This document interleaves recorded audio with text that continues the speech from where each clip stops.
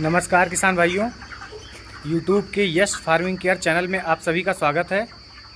किसान भाइयों, आज हम अपने पोल्ट्री फार्म पर आए हुए हैं और यहाँ पे आज हमारे फार्म का 32वां दिन है और 32वें दिन में हमारे फार्म में मैनेजमेंट काफ़ी बेहतर चल रहा है। मोर्टेलिटी रेट भी एकदम ना के बराबर है। ज़्यादा से ज़्यादा 2-3 मुर्गे की मोर्टेलिटी हो रही है इस समय हमारे फार्म में। मौसम का टेम्परेचर भी इस समय बहुत बढ़िया है, इसलिए हमारे फार्म में बहुत ही सही तरीके से मुर्गियां पल रही हैं और इस समय हमारे फार्म में कोई भी बीमारी नहीं है, जो कि ये बता रहा है कि हमारे शिफ्ट बहुत अच्छी जाएगी और इस बार हमें ठीक ठाक प्रॉफिट होने वाला है। तो हम आपको अभी बताने जा रहे हैं कि हमारे फार्म में कैसे हम लोग मैनेजमेंट कर रहे हैं। आज इस समय हमारे फार्म पे कौन सी दवा चल रही है, गर्मी को देखते हुए हम लोग क्या देखभाल कर रहे हैं, और वीडियो के आखिरी में हम दिखाएंगे कि हमारे बकरी फार्म पे इस समय क्या चल रहा है और अभी हम अपने बकरी फार्म में क्या क्या सही करने वाले हैं। तो दोस्तों, आप सभी देख सकते हैं कि हम लोग लगभग अभी 11 बजे का समय है और अपना फीडर उठा चुके हैं दाने का। ये दाने का फीडर उठाना बहुत ज़रूरी होता है गर्मी के समय में, इसलिए लगभग जब 11 बजा है हमारे फार्म पे तब इन फीडरों को उठा दिया गया है, जिससे अब ये जो मुर्गे हैं ये दाने का इंटेक ना कर पाएँ और फीडिंग ना कर पाएँ। तो इससे इनके अंदर जो दाना जाने की वजह से गर्मी बनती है वो गर्मी कम बनेगी। साथ ही में थोड़ा सा ये जो ओवर ईटिंग कर लेते हैं उसकी वजह से जो वेस्ट होता है उसमें भी गर्मी के मौसम में दाना सही से पच नहीं पाता है और उससे हमारा FCR जो है वो डिस्टर्ब होता है। इसलिए हम लोग कोशिश कर रहे हैं इस समय कि इन्हें दोपहर के समय में कम फीडिंग कराया जाए। इस तरह से 11 बजे से लेकर और लगभग 5 बजे तक, जो कि सबसे ज़्यादा गर्मी का समय होता है, इस समय में हम लोग इन्हें फीडिंग नहीं कराते हैं। हम लोग केवल इन्हें पानी पिलाते हैं और बीच बीच में इन्हें इधर उधर करते रहते हैं, जिससे एक ही स्थान पर बैठे बैठे इनके पैरों में कमी ना हो किसी तरीके की, क्योंकि जब इनका वेट ज़्यादा होने लगता है तो इनके अगर एक ही जगह पे ज़्यादा देर तक ये मुर्गे बैठे रहते हैं तो इनके पैरों में सूजन आने लगती है और ब्लड सर्कुलेशन कम होने की वजह से इनके पैर कमज़ोर हो जाते हैं, जिससे मुर्गे जो है ये लंगड़े होने लगते हैं। इसलिए हम लोग कोशिश कर रहे हैं कि इस समय में इनको ज़्यादा फीडिंग भी ना कराई जाए और लगातार इन लोगों को डिस्टर्ब करते रहा जाए। तो किसान भाइयों, आज हम आपको बताने जा रहे हैं कि हमारे फार्म में इस समय पानी में कौन सी दवा चल रही है। तो हम आपको ये दिखाने जा रहे हैं कि इस समय हम लोग ये दवा चला रहे हैं। इस दवा में विटामिन C की एकदम प्रचुर मात्रा है, जिसे 1000 लीटर में 100 ml डाला जाता है और कोशिश की जाती है कि इसे सीधा ड्रिंकर में डाला जाए, जिससे ये 1 घंटे के पानी में ही पी लें। तो हम लोग टैंक अपने फुल कर लेते हैं और एक बर्तन में ज़्यादा से ज़्यादा 2 ml ये दवा डालते हैं और सीधा ही डाल देते हैं, जिससे मुर्गे तुरंत इस दवा को पाने लगें। अगर हम लोग 1000 लीटर में दवा डालते हैं तो उससे हमें ये दिक्कत होती है कि वो दवा लगभग 6 घंटे चलती है, 7 घंटे चलती है, तो ये लोग दवा की पूरी मात्रा नहीं पा पाते हैं। इसलिए हम लोग अपने जो फीडर हैं, पानी के ड्रिंकर हैं, उसी के अंदर ही ये दवा डाल लेते हैं।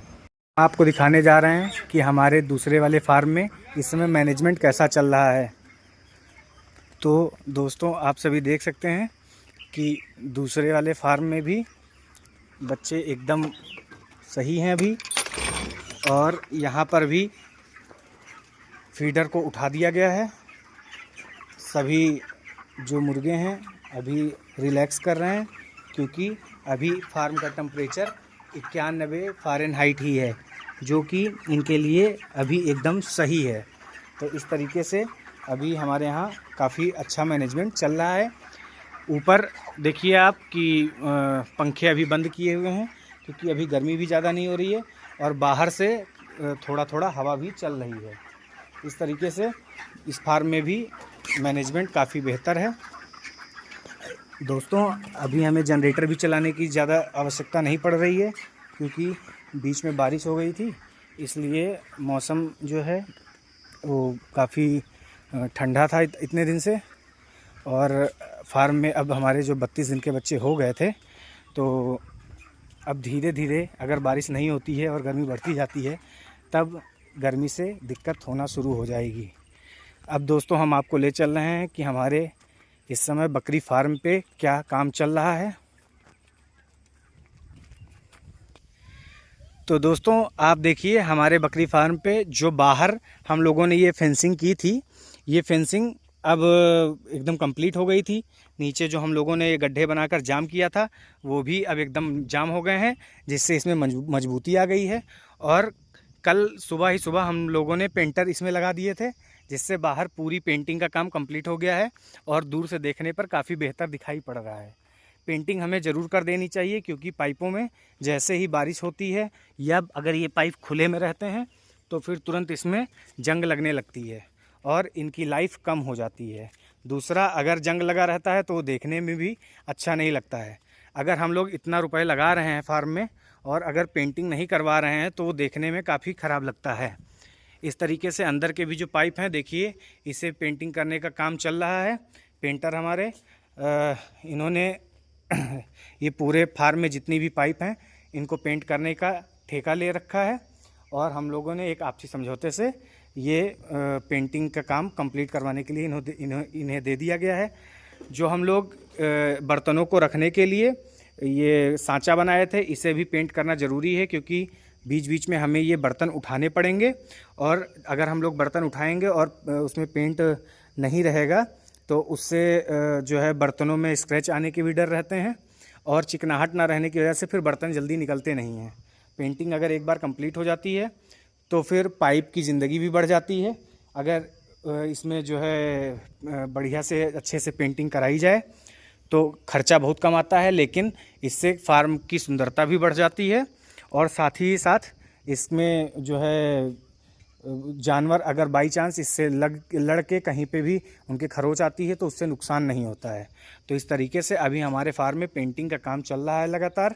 अभी 2-3 दिन पेंटिंग होगी, इसके बाद जो अंदर के पाइप हैं इनको सबको जाम कराया जाएगा, जिससे इसमें हलचल बिल्कुल भी ना रहे। ये जो हल्का फुल्का भी ऐसे ऐसे हिल रहे हैं, ये हिलने की समस्या ख़त्म हो जाए। दोस्तों हम आने वाले समय में एक विस्तृत वीडियो बनाएंगे, जिसमें आपको बताएंगे कि कितने स्क्वायर फीट में कितना खर्चा आ रहा है, और जो ही हमने बहुत मजबूत और बहुत अच्छा सेट बनाया है, इसमें मेरी लागत लगभग कितनी लगी है। आप लोग ज़रूरी नहीं है कि इतना सही और इतने अच्छे से बनाएं।